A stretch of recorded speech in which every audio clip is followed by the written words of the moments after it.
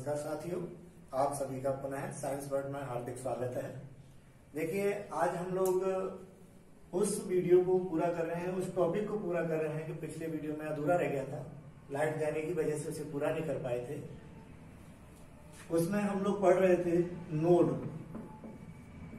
Node हमने दो तरह से देखे थे। पहला था त्रिज्य नोड, जिसे नोडल पृष्ठ या नोड कहते हैं, जिसे नोडल पृष्ठ या नोड कहते हैं। तो त्रिज्य नोड हमने पढ़ लिए थे। अब हम जो दूसरा टॉपिक चल रहा था वो था कोणीय नोड। कोणीय नोड, इस कोणीय नोड में हम लोगों ने देखा था एस का अक्षर। एस में कोणीय नोड की संख्या 0 थी। उसके बाद पी के अंदर हमने देखा था ए था। इसी तरह से डी के अंदर हम देख रहे हैं, डी के अंदर जो कोणीय नोड की संख्या कितनी है। तो देखिए, जैसे डी हम ये बना लेते हैं। सबसे पहले हमने ले लिया, जैसे मान लीजिए ये हमारा वाई अक्ष है, ये एक्स अक्ष है, दो अक्ष है एक्स और वाई। अब इसमें हमने पहले भी कहा था कि ये जो हमारा कक्षक है, जो द्विडंबलाकार आकृति का है, ये है एक्स वाई अक्ष में, एक्स वाई तल में स्थित है, क्योंकि ये दोनों अक्षों के मध्य है। एक्स और वाई अक्ष के मध्य में स्थित होता है। इसमें हम देखें, अगर तल देखें तो जैसे हमारे पास एक तल तो ये हो गया जो एक्स और वाई है, एक लाइन ये हो गई और एक लाइन ये एक्स वाई तल। दूसरा हो गया हमारा ये वाई जेड और तीसरा ये हो गया जेड एक्स। तो हम देख रहे हैं कि हमारे पास ये तल है, मान लीजिए हमारे पास एक्स और वाई। तो एक्स तल में भी है, यानी कि इस लाइन में भी कक्षक उपस्थित है और इस लाइन में भी कक्षक उपस्थित है, यानी कि एक्स अक्ष पे भी भरा हुआ है और वाई अक्ष भी भरा हुआ है। यानी कि कह सकते हैं कि ये जो हमारा तल है एक्स वाई, इसमें इलेक्ट्रॉन पाए जाते हैं। तो यह तल नोडल तल नहीं होगा। दूसरे की बात करते हैं हम, वाई जेड। ये वाई मान लीजिए ये जेड है। तो हम देख रहे हैं कि वाई अक्ष पर कोई भी कक्षक नहीं है। ये जो कक्षक है ये कहाँ है? ये तल में स्थित है। कौन से तल में? एक्स वाई तल में स्थित है। तो इस तरह से हम कह रहे हैं कि जो वाई अक्ष पर कोई इलेक्ट्रॉन नहीं है, यानी कि इस अक्ष पर इलेक्ट्रॉन नहीं है और इस अक्ष पर, दोनों अक्ष पर कोई भी इलेक्ट्रॉन नहीं है। यानी कि हमारी वाई अक्ष खाली है, जेड अक्ष भी खाली है। इसलिए कह सकते हैं वाई जेड यह एक नोडल तल होगा। किसमें? डी एक्स वाई में। डी एक्स वाई में ये जो तल है वाई जेड, ये नोडल तल होगा। इसी तरह से तीसरा देख लेते हैं, जेड एक्स। जैसे मान लीजिए ये मेरा जेड है, ये एक्स है। तो हम देख पा रहे हैं कि ये हमारा जो तल बना, ये था हमारा वाई जेड, ये तल है वो एक्स जेड। ना तो एक्स अक्ष में कोई कक्षक है और ना ही जेड अक्ष में कोई कक्षक है, यानी कि दोनों अक्ष खाली है। ये अक्ष भी खाली है, ये अक्ष भी खाली है। इसलिए कह सकते हैं कि जो जेड एक्स तल है ये भी खाली है, यानी कि ये क्या हो गया हमारा नोडल तल। अब हम कह सकते हैं, निष्कर्ष हमारा ये निकला कि हमारे पास ये जो कक्षक है डी एक्स वाई, इसमें नोडल तलों की संख्या 2। नोडल तल के नाम है वाई जेड और जेड एक्स। ये दोनों जो तल हैं ये क्या होंगे? इसमें नोडल तल होंगे। तो हम यहाँ पर लिख सकते हैं कि डी में कितने हो गए? डी में नोडल तल हो गए 2। अब हमारे पास डी एक्स वाई के आगे इस तरह से डी वाई जेड के देखें तो जैसे हमारे पास ये कक्षक है, इसमें एक अक्ष हमारे पास वाई है और दूसरी जेड। तो ये जो हमारा कक्षक बना ये डी वाई जेड है। डी वाई जेड के अंदर हम देखेंगे, सबसे पहले देख रहे हैं एक्स वाई तल। तो एक तल तो हमारा ये हो गया, मान लीजिए एक्स, ये हो गया वाई। देखिए वाई और एक्स, यानी कि हम अगर ये ले लें तो ये तो हो गया आपका जेड, ये हो गया वाई, तो ये हो गई हमारी एक्स। अब ये अक्ष हो गई, ये जो मैंने पेन रखा है ये हमारी एक्स अक्ष हो गई। क्योंकि ये जेड है, ये वाई है, तो एक्स यहां पर होगी। आप देख रहे हैं कि एक्स यानी पेन की तरफ कोई कक्षक उपस्थित नहीं है, ना ही वाई अक्ष पर कोई कक्षक उपस्थित है, यानी कि एक्स वाई जो तल है वो खाली है। हम यहाँ पर कहेंगे ना तो एक्स अक्ष में कुछ है ना वाई में, यानी कि एक्स वाई है वो हमारा खाली। दूसरी बात करें वाई जेड, तो ये मान लीजिए हमारा वाई है, ये जेड है, तो हम देख रहे हैं कि वाई और जेड के बीच में, जैसे हम बात करें यहां पर इन दोनों अक्षों के बीच में ये आकृति स्थित है, इसलिए हम कहेंगे कि हमारा जो वाई जेड है, वाई जेड तल है, ये भरा हुआ है। इसी तरह से हम बात करें अगले तल की, जेड एक्स, मान लीजिए ये जेड है, ये एक्स है। अब हमारा एक्स तो मैंने कहा था ये है और जेड ये है, यानी कि हमारा तल क्या बना, ये एक्स हुआ पहले वाला और ये हुआ जेड, यानी एक्स जेड तल है। आप देख रहे हैं जेड में एक्स अक्ष पर कोई कक्षक उपस्थित नहीं है, ना ही जेड अक्ष पर कोई कक्षक उपस्थित है, यानी कि ये भी हमारा जो कक्षक है जिसको जेड एक्स कह रहे हैं, ये जो तल है ये भी खाली है। तो हमने यहाँ पर देखा डी वाई जेड में भी दो जो नाम है, और ये जो नाम है वो हमारे पास कौन कौन से हैं, वाई जेड और जेड एक्स, ये कोणीय नोड है। तो हमारे पास दूसरा आ गया, इसमें से सवाल पूछ लेते हैं। पहला सवाल तो इसमें से बन जाता है कि डी कक्षक में कोणीय नोड की संख्या कितनी है, तो चाहे तो वो डी कक्षक ये वाला हो या फिर ये वाला, दोनों में संख्या कितनी निकल कर आई, 2।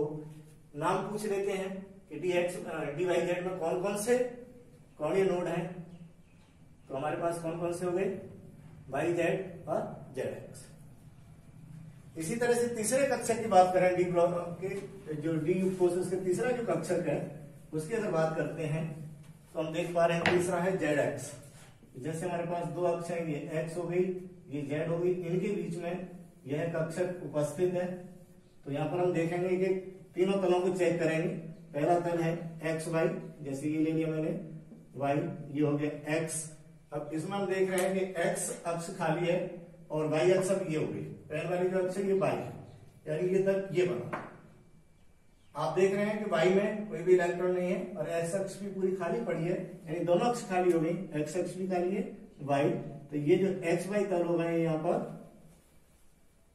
हो जाएगा हमारा कोणीय नोड। इसी तरह से हमने बात की दूसरा वाई जेड देखें, तो जैसे हमारे पास मान लीजिए ये वाई है, ये जेड है, इसको हम देखते हैं तो वाई अक्ष हमारा ये हुआ, जेड ये है, यानी कि ये बना, ये जो तल है वो वाई जेड है। आप देख रहे हैं कि वाई के अंदर यानी पेन वाली साइड में कोई भी इलेक्ट्रॉन नहीं है और जेड अक्ष भी पूरी खाली पड़ी हुई है, यानी दोनों अक्ष खाली हो गई।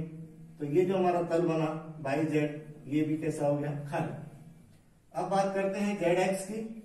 जैसे मान लीजिए ये हमारा जेड है, ये एक्स है, इन दोनों तलों के बीच में ये कक्षक मौजूद है, यानी कि जेड एक्स है वो इलेक्ट्रॉन से भरा हुआ है, यानी कि ये नोडल तल नहीं हो सकता या कोणीय नोड नहीं हो सकता। तो हमारे पास तीसरा आ गया डी वाई जेड में हो गए हमारे पास 2, और कौन कौन से हैं, एक्स वाई और वाई जेड, ये दोनों तल हैं वो कोणीय नोड है। तो हमारे पास 3 कक्षकों की जानकारी आ गई। अब बात करते हैं चौथे कक्षक की। चौथे कक्षक में हम देखते हैं, चौथा कक्षक हमारे पास D x square plus y square, इसको हम बना के देखते हैं। देखिए ये हमारा हो गया एक्स अक्ष, ये वाई है, एक्स वाई अक्ष पर ये कक्षक मौजूद है। अब आप तीनों तलों चेक कर लेंगे, पहले एक्स वाई करें तो ये हमारा हो गया एक्स, ये वाई हो गया। एक्स अक्ष पर भी इलेक्ट्रॉन है, ये आप देख रहे हैं कि एक्स अक्ष पर भी एक्स अक्ष पर भी इलेक्ट्रॉन है, तो एक्स अक्ष पर भी, एक्स अक्ष को भर दीजिए। वाई अक्ष पर भी इलेक्ट्रॉन है, वाई अक्ष को भी भर दीजिए, यानी कि पूरा तल क्या हो गया, भरा हो गया, यानी कि एक्स वाई तल हमारा भरा हुआ। इसी तरह से बात करेंगे वाई जेड। अब हम देख रहे हैं कि वाई अक्ष इलेक्ट्रॉन से भरी हुई है, जेड अक्ष खाली, ये जेड अक्ष है हमारी, ये खाली, इस पर कोई कक्षक नहीं है। तो हम यहाँ पर देखेंगे कि हमारी कौन सी अक्ष भरी हुई है, वाई, ये वाई अक्ष भरी हुई है। वाई अक्ष के भरने के कारण ये तल भर गया, तो हम कहेंगे कि वाई जेड तल भी भरा हुआ है। अब देख रहे हैं तल भरा हुआ है, तल मतलब किस अक्ष के कारण भरा, वाई अक्ष के कारण, लेकिन तल भर गया। इसी तरह से तीसरे तल को हम चेक करें, जेड एक्स, ये हो गया हमारा जेड, ये एक्स। अब देखिए एक्स अक्ष भरी हुई है, वाई भरी हुई है, जेड खाली है। ये जो जेड अक्ष है तो मैंने पेन लगाया, यानी कि इस तल की बात करें, इस तल की, तो इस तल में इस कारण ये जो रेखा है इलेक्ट्रॉन वाली, इस कारण ये तल भरेगा, यानी कि ये तल भी हमारा कैसा है, भरा हुआ। तो हम देख रहे हैं तीनों तल क्या है, भरे हुए, जेड एक्स भी भरा हुआ। अब हमारे सामने ये स्थिति आई है कि इनमें एक भी कोणीय नोड नहीं है, यानी एक भी तल ऐसा नहीं है जिसमें इलेक्ट्रॉन नहीं पाए जाते, तीनों तल इलेक्ट्रॉन से भरे हुए हैं। यानी कि D x square dash Y square में जो इलेक्ट्रॉन है, जो नोडल कोणीय नोड है, वो 0 कोणीय नोड की संख्या इसमें 0 हो जाएगी। जब 0 है तो नाम से कोई मतलब ही नहीं है, नाम तो उसका कुछ हो ही नहीं सकता। तो इस तरीके से जो चौथा हमारे पास कक्षक है D x square dash Y square, इसमें 0 हो गए। अब बात करते हैं पांचवे की, डी जेड स्क्वायर। तो डी जेड स्क्वायर को अगर हम चेक करें तो देखिए ये हमारे पास जेड एक्स है, यहां पर ये ऐसी आकृति थी इसकी, एक डंबल था और एक रिंग थी। जो रिंग है वो कौन सी अक्ष पर स्थित है, रिंग है ये मान लीजिए जेड है, तो ये होगी एक्स और ये वाली होगी वाई। देखिए ये जो मैं पेन रख रहा हूं ये वाई। अब आप अगर इस रिंग को देखें तो रिंग गोल है, गोल है तो गोल क्या होगी, दो अक्ष को ग्रहण करेगी, एक तो एक्स को तो कर ही रही है, ये वाई वाली है, इस पर भी होगी रिंग गुजर रही है ऐसे। ये ऐसे मान लीजिए रिंग जैसे हमारी ये उंगली है, उंगली में जब हम रिंग पहन लेते हैं इस टाइप से, ये उंगली होगी हमारा, ये नंबर है, इसमें बीच में एक रिंग डाल दी हो, इस तरह से इसकी आकृति होती है। तो जो रिंग है वो इस वाले तल को यानी एक्स वाई तल को कवर कर लेगी, यानी एक्स अक्ष और वाई अक्ष दोनों को घेरेगी।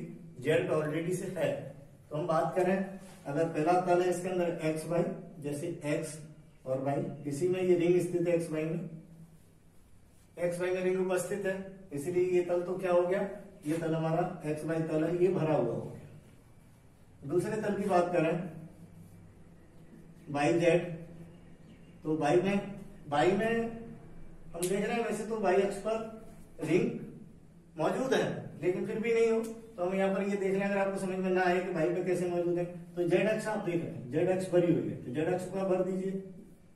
जब जेड अक्ष भरेगी तो तल पूरा भर रहा है, यानी कि वाई जेड भी कैसा है, भरा हुआ। दो चीजें कह रहा हूं, वाई अक्ष भी भरा हुआ है क्योंकि रिंग है वो वाई अक्ष को कवर करते हुए चल रही है, तो वाई अक्ष भी भरा है, वाई को भी भर सकते हैं। लेकिन आपको समझ में नहीं आ रहा है कि वाई अक्ष कैसे भरा हुआ है, तो आप इससे भी ले सकते हैं कि जेड अक्ष पर है और जेड अक्ष अगर भरती है तो तब वाई जेड इलेक्ट्रॉन सहित होगा, इसमें इलेक्ट्रॉन पाए जाएंगे, इसलिए इसको नोडल तल या कोणीय नोड नहीं कह सकते। इसी तरह से बात करेंगे हम लोग जेड एक्स, तो ये हमारा एक्स हो गया, ये जेड, हम कह रहे हैं जेड पे मौजूद है, तो जेड पे मौजूद हो गए, तो जेड पे मौजूद है तो फिर हम कहेंगे कि वाई जेड भी, सॉरी जेड एक्स भी जो हमारा तल है वो भरा हुआ है। यानी कि हमने बात की डी जेड स्क्वायर, तो डी जेड स्क्वायर में भी जो कोणीय नोडल की संख्या 0 है। तो दो कक्षक हमारे पास ऐसे हैं जिसमें कोणीय नोड 0 है, 3 कक्षक ऐसे हैं जिनमें कोणीय नोड की संख्या 2 है। इसलिए जनरल फॉर्म में हम कह सकते हैं कि हमारे जो डी कक्षक है, अगर सवाल ऐसे पूछ लिया जाए केवल जनरल डी कक्षक में कोणीय नोड की संख्या कितनी होगी, तो 2 होगी, क्योंकि वहां संख्या ज्यादा 3 के अंदर पाए जा रहे हैं, इसलिए इसको जनरल वे में हम कह देंगे 2 होगी। तो मैं यहाँ पर पहुंचे एक निष्कर्ष पर, एस में 0, पी में 1, डी में 2। एफ की आकृति जटिल है, इसलिए हम उसकी आकृति यहाँ पर बोर्ड पे नहीं बना पा रहे हैं, जनरलाइजेशन करेंगे जब देखेंगे क्या स्थिति बनती है। तो ये कहा जा सकता है कि किसी भी कक्षक में कोणीय नोड की संख्या कितनी होगी, तो इसके लिए हम एल की वैल्यू ले सकते हैं, एस के लिए 0 थी, पी के लिए 1 थी, डी के लिए 2 थी। तो कह सकते हैं हम लोग यहाँ पर एक सामान्य नियम दे सकते हैं कि किसी कक्षक में कोणीय नोड की संख्या बराबर एल, ये हमारा सामान्य नियम आ गया। हम रट भी सकते थे इसे, कोई बात नहीं थी कि किसी कक्षक में, इससे एक लाइन से काम चल जाता हमारा, किसी एक कक्षक में कोणीय नोड की संख्या कितनी होगी, तो कोणीय नोड की संख्या आ जाती एल, और आप निकाल सकते थे कि एस के लिए कितनी होगी, पी के लिए कितनी होगी, डी के लिए कितनी होगी और एफ के लिए कितनी होगी। एफ के लिए फिर 3 हो जाएगी, अगर सवाल पूछ लेते हैं आकृतियां बना नहीं पाते हैं, तो इसी तरह से जैसे हमने एसपीडी के अंदर निकाला, वैसे एफ के अंदर अगर आप बना पाएंगे 3D में, तो आप एफ के अंदर भी निकाल सकते हैं कि कितने आ जाएंगे, 3 आ जाएंगे। तो ये सामान्यीकरण हो गया। अब हम बात करते हैं कि किसी कक्षक में कुल नोड की संख्या कितनी, कुल नोड, टोटल नोड कितने होंगे उसमें, तो नोड दो प्रकार के होते हैं, तो कुल नोड अगर निकालेंगे तो दोनों प्रकार के नोड का योग कर देंगे। कौन कौन से नोड थे हमारे पास? एक था त्रिज्य नोड और दूसरा था कोणीय नोड। तो कुल नोड बराबर त्रिज्य नोड की संख्या, किसी कक्षक में लिख लीजिए, किसी कक्षक में कुल नोड की संख्या, कुल नोड बराबर क्या होंगे? त्रिज्य नोड प्लस कोणीय नोड। इन दोनों नोड का अगर योग कर देंगे तो वो हमारे पास क्या आ जाएगा? वो आ जाएगा किसी कक्षक में कुल नोड। तो कुल नोड हमारे पास त्रिज्य नोड के लिए हमारे पास जनरल जो फॉर्मूला हमने निकाला था वो क्या था? n-n-1। ये आप जो पिछला वीडियो देखेंगे उसमें हमने ये इसको व्युत्पन्न किया है, इस तरह से इसका सामान्यीकरण किया था हमने। और कोणीय नोड की संख्या अभी आपके सामने हमने व्युत्पन्न की थी, वो होती है l। तो दोनों को जब जोड़ देंगे तो क्या हो जाएगा? कुल नोड। जब कुल नोड बराबर हम निकालेंगे तो देखिए ये l से ये l कट गया, यानी क्या हो गया? n-1। n-1 क्या होंगे हमारे पास? कुल नोडों की संख्या। तो ये हमारे पास जो टॉपिक था, जो हमारा अधूरा हो गया था, आज हमने इसको पूरा किया है। सवाल पूछ लेते हैं, जैसे मान लीजिए आपसे पूछ लिया कि 4f में कोणीय नोड, त्रिज्य नोड और कुल नोड कैसे निकालेंगे? तो अब तो हमारे पास सामान्यीकरण हो गया, वैसे हम उस फॉर्मूला से भी निकालते हैं। 4f है तो 4f शुरू कहां से होता है? 4f शुरू हो जाएगा हमारा 4f। 3 में तो d होता है, 4 में f होता है, तो 4f हो गया। हमने यहां पर निकालेंगे n-1। n का मान क्या है? 4। l का मान क्या है? यानी कितनी हो जाएगी? 0। वैसे भी हम देखेंगे तो 3f तो है नहीं, शुरुआत कहां हो रहा है? 4f। अगर 5f होता तो इसके बीच में एक हो जाता, क्योंकि 4f है तो 4 से शुरू है। दो कक्षकों के बीच में जो रिक्त स्थान होता है वो कहलाता है त्रिज्य नोड। त्रिज्य नोड हमारे पास कितना आया था? त्रिज्य नोड आ गया हमारे पास 4f के लिए त्रिज्य नोड हो गया n-l-1। ये सूत्र हमने व्युत्पन्न किया, इससे निकाल सकते हैं। दूसरा आप परमाणु संरचना से निकाल सकते हैं। परमाणु संरचना में जब हमने बात की थी कि कोष, पहला कोष, दूसरा, तीसरा, चौथा, अब पांचवा, हमें मालूम है कि यहाँ पर S होता है, या P, D, F यहाँ से शुरू होता है। हमने पूछ लिया 4f, तो 4f शुरू ही यहीं से हो रहा है, तो दो कक्षकों की बात में कक्षक ही एक है। जब कक्षक एक है तो फिर उसके बीच में जो पृष्ठ है खाली वो तो होगा ही नहीं। अगर यहाँ पर 5f होता तो इसके बीच में जो खाली स्थान है ये एक त्रिज्य नोड कहलाता। तो ऐसे निकाल सकते हैं। परमाणु संरचना से मैंने कहा था आपसे कि हम लोग वीडियो जो बना रहे हैं इस नॉलेज को यहाँ पर लेके आए, उसके पीछे एक ही कारण है। बहुत सारे वीडियो आपके पास उपलब्ध हैं इंटरनेट पर, लेकिन हम यहाँ पर जो ला रहे हैं वो ये ला रहे हैं कि एक एक चीज से, एक परमाणु की संरचना से हम हर सवाल को हल करने का प्रयास कर रहे हैं। तो थोड़ा सा अलग हटने के काम कर रहे हैं, इसीलिए हम बिना इन सब रामायण के, ये रामायण भी हमने बनाई, हमने व्युत्पन्न किया इस परमाणु की संरचना से। अगर हमें ये याद नहीं रहता तो हम इसको व्युत्पन्न कर सकते हैं। व्युत्पन्न नहीं करना चाहते तो परमाणु सब सवालों के जवाब देगा, सभी सवालों के जवाब ये परमाणु देगा। तो हमने यहाँ पर देख लिया कि 4f चूंकि अकेला कक्षक है और नोडल जो पृष्ठ है वो दो कक्षकों के बीच का स्थान होता है, क्योंकि कक्षक एक है तो 0 होंगे। सूत्र में मान रखते हैं तो भी 0 आता है। इसी तरह से 4f के लिए हमने बात की, 4f की चूंकि संरचना का हमने यहाँ पर संरचना के द्वारा नहीं निकाला है, लेकिन सामान्य सूत्र है हमारे पास। कोणीय नोड क्या हो जाएंगे? n, और का मान कितना होता है? 3। दोनों को जोड़ दें, कुल नोड बराबर क्या हो गया? 3 + 0। ऐसे जोड़ के हमने निकाल लिया। यहाँ पर सूत्र रख लीजिए, कुल नोड बराबर कितना हो जाएगा? n-1। 4f है तो n का मान क्या है? 4, तो 4 - 1 = 3। सूत्र में डायरेक्ट रख के भी सवाल को हल कर सकते थे, और अगर डायरेक्ट नहीं रखा है तो जो थ्योरी हमने अभी तक डिस्कस की 2 वीडियो में, उसके द्वारा भी हम इसको ज्ञात कर सकते हैं। तो ये हमारा कंप्लीट हुआ एक टॉपिक जो था, जिसमें हमने कहा था कि जब कक्षकों की संरचना का अध्ययन किया, उसकी आकृति का अध्ययन किया, तो 2 चीजें सामने आई। जो श्रोडिंगर ने अपनी समीकरण दी थी तो उन्होंने कहा था कि कुछ स्थान ऐसे हैं जहां पर इलेक्ट्रॉन पाए जाने की प्रायिकता अधिकतम है, लेकिन कुछ स्थान ऐसे भी हैं जहां पर इलेक्ट्रॉन पाए जाने की प्रायिकता न्यूनतम है। तो इस हिसाब से जो न्यूनतम वाले स्थान थे उनको नोड नाम दिया, नोड, और जो अधिकतम इलेक्ट्रॉन पाए जाने की प्रायिकता उसको कक्षक नाम दिया। तो हमने यहाँ पर दोनों चीजों को विस्तृत रूप से देख लिया, कैसे कक्षक की आकृति बनी, कैसे नोड की आकृति बनी, कितने कक्षकों की संख्या होगी, कितने नोडों की संख्या होगी, वो हमने यहाँ पर विस्तृत चर्चा कर ली। इसके बाद एक टॉपिक को और आज मैं लेना चाहूंगा, क्योंकि मेरा प्रयास ये है कि परमाणु से संबंधित प्रत्येक टॉपिक को आपके सामने बिल्कुल स्पष्ट रूप से जो आपको नजर आता है वैसे होना चाहिए। इसके लिए वीडियो की संख्या बढ़ सकती है, लेकिन मेरा प्रयास यही है कि भले ही आप एक टॉपिक पढ़ें, लेकिन वो आपके दिमाग के अंदर पूरी तरह से